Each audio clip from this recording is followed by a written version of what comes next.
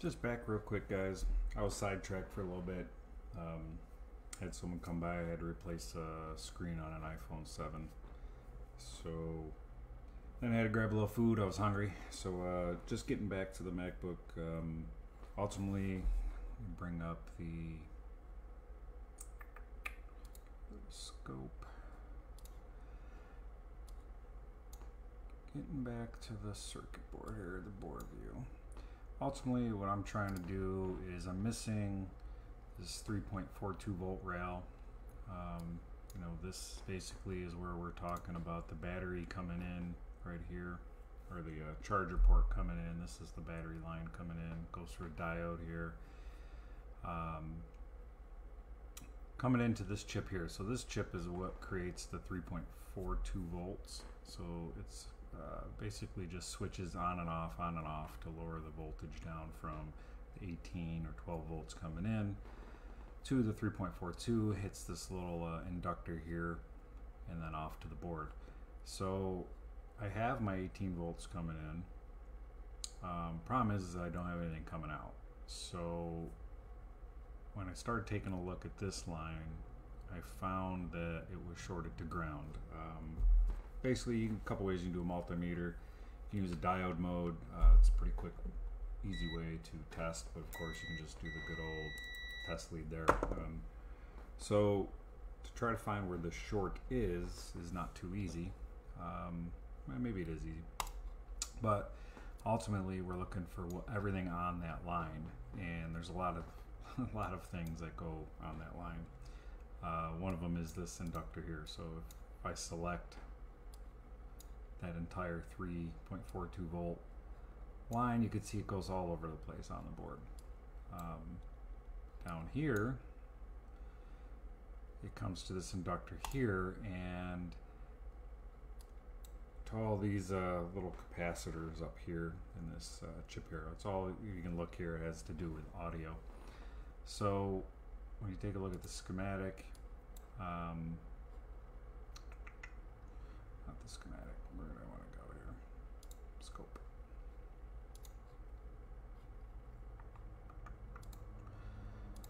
So you take a look at the scope. That's this area here. That's that inductor I was just telling you about.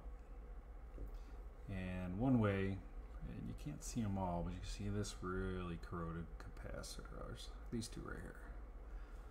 So one way you can kind of figure this out is you inject voltage into that line that's shorted out and find the hot spot. So up here, if I can get focused on it here. Here is the coil that's coming off of that 3.42 line. It's like I said, short to ground, so that's a line that I have soldered on to inject voltage. And then while I was doing that, I felt a nice little spot down here, burned my finger, and that's the inductor again.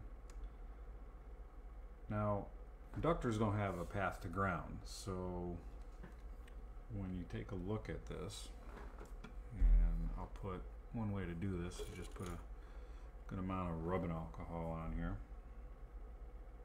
See the liquid. And then when I turn the voltage on, watch that inductor. Boom. See it go away? So we're clearly getting a lot of heat right there, but the second point is up at the capacitor up top that's corroded, and that's where that inductor goes to. So the inductor doesn't have an actual connection to ground, but capacitors typically do. So when you turn it on, you're going to see everything start to heat up in this area. My guess is it's one of these up here, one of these two, when you look back at the schematic.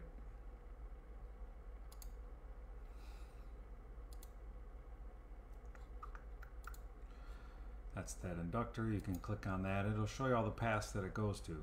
That cap doesn't look too bad, and these two are pretty corroded. So just kind of assume that it's this one or this one. And they're pretty nasty and they need to be replaced anyway, so ultimately I'm just going to remove them and then see if that short goes away. I wish I could show you my multimeter.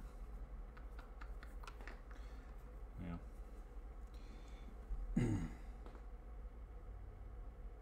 Alright, let let me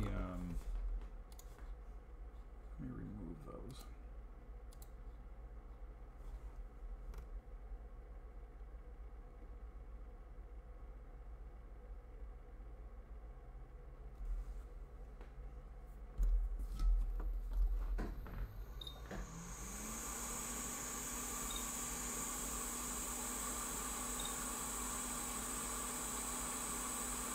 You see the ends pretty much burned right off of them, corroded right off of them.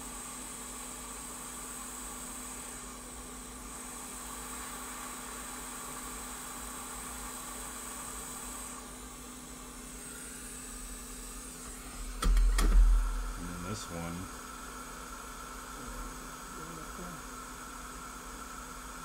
doesn't look like the pad's there anymore. It's a bit corroded. Still there, I think, but barely. I may have to put a jumper wire on that one.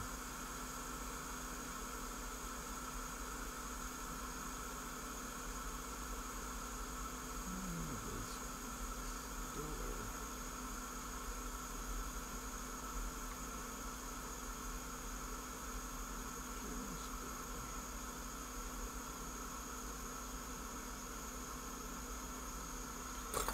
Alright, so now I'm going to use multimeter and test for short to ground again.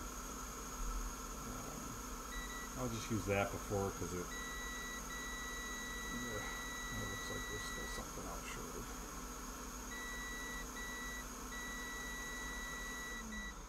I mean, either way, I'm going to replace those.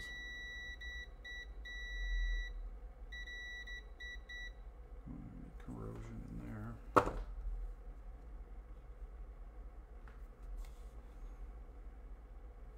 The only thing I think of is, let's make sure there's nothing on the other side. Sometimes it burns through the other side of the heat. I'm gonna bet it's probably this audio chip then.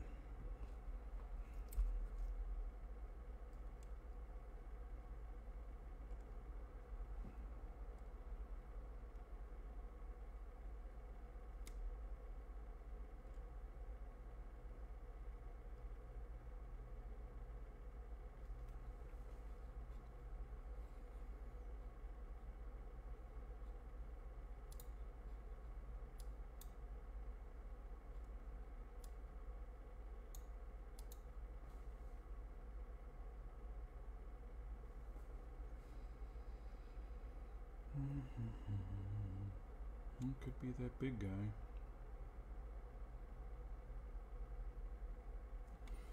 Well, let me put a little more liquid on it with those gone. Throw some more voltage on it and see what it does. I don't know why that inductor's the only thing getting really hot.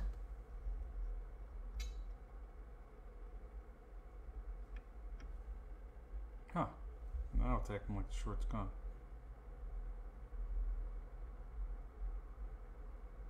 Interesting. Yeah, maybe what I'll do is diode mode instead of using the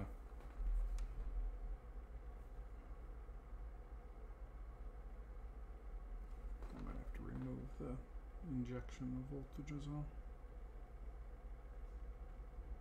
Alright, yeah. This is a more accurate way to test. So it's definitely one of those guys. One way I can do too is did I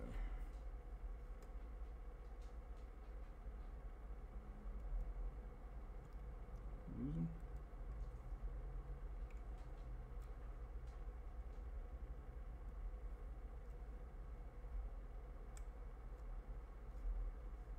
No, I must have.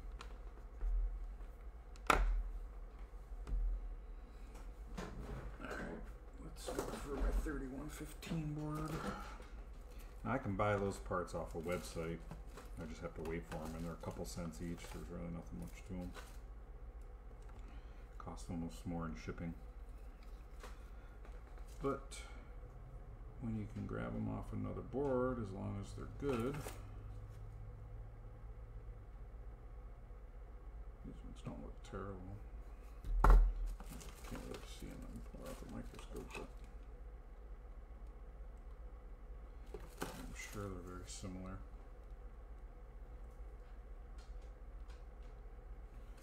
And some of the other boards.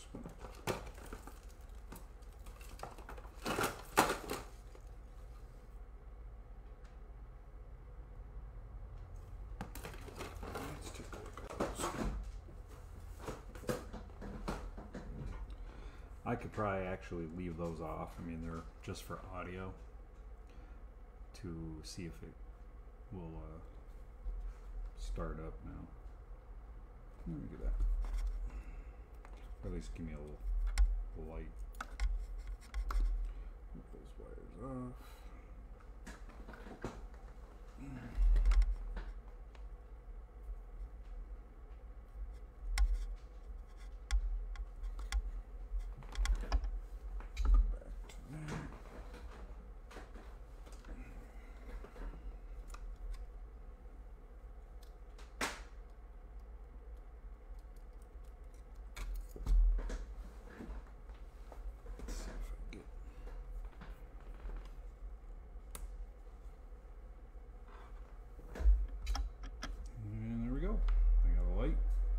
Fan.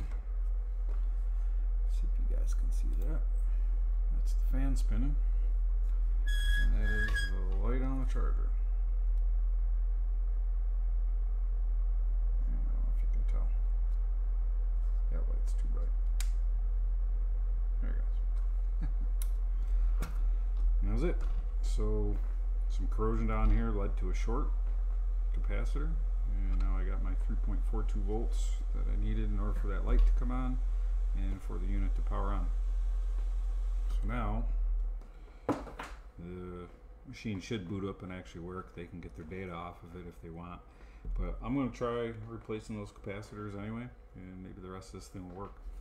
A lot of the other corrosion on here I think is going to be with the USB ports, a lot of this stuff up here, but we'll see what we get. There's quite a bit of corrosion, so. Alrighty guys, that's it for now. Catch you another time.